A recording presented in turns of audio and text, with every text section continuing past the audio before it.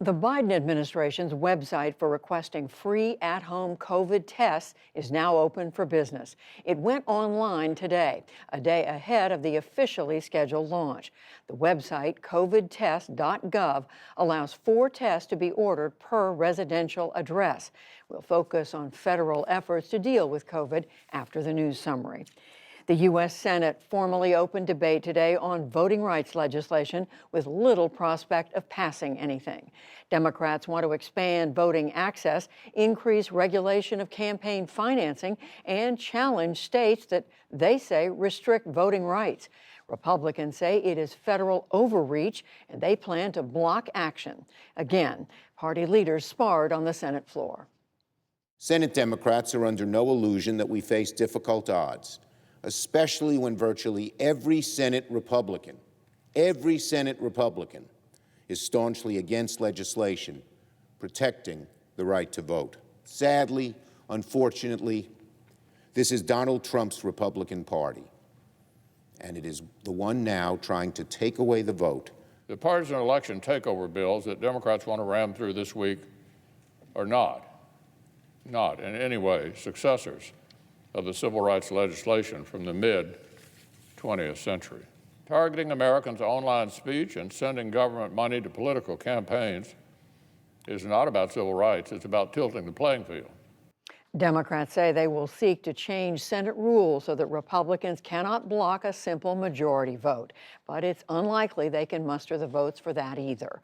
We'll return to this later in the program. A congressional committee subpoenaed former Trump advisor Rudy Giuliani today in the January 6th investigation. He pushed baseless claims of voter fraud after the 2020 election and leading up to the assault on the U.S. Capitol. The panel also subpoenaed several others, including lawyers Sidney Powell and Jenna Ellis. A federal judge has approved a debt restructuring plan ending Puerto Rico's struggle to emerge from bankruptcy. It cuts the U.S. territory's public debt of at least $74 billion by 80%. Local leaders today called it a big step forward. Opponents said that it will force new austerity measures. Warnings flew back and forth today between Russia and NATO powers over Ukraine. That's after talks last week ended with no progress. Today in Berlin, NATO's Secretary General met with Germany's new chancellor and said the danger of a Russian attack on Ukraine is rising. The risk of a conflict is real. NATO allies call on Russia to de-escalate, and any further aggression will come with a high cost for Moscow.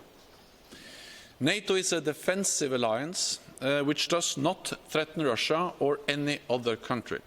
But in Moscow, after a meeting with Germany's foreign minister, the Russian foreign minister said the risk is from NATO moves near Russia's borders.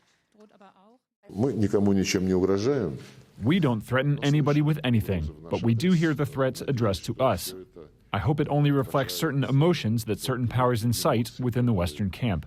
We will act in accordance with concrete steps and concrete actions.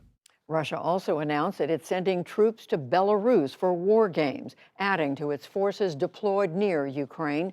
Meanwhile, U.S. Secretary of State Antony Blinken spoke with Foreign Minister Lavrov, and they agreed to meet Friday in Geneva.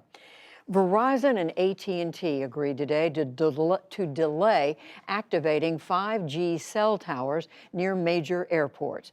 The new wireless technology will speed up service, but airlines warn that it could interfere with instruments measuring distance to the ground. Major carriers had threatened to ground or delay flights. Their announcement followed talks with the White House.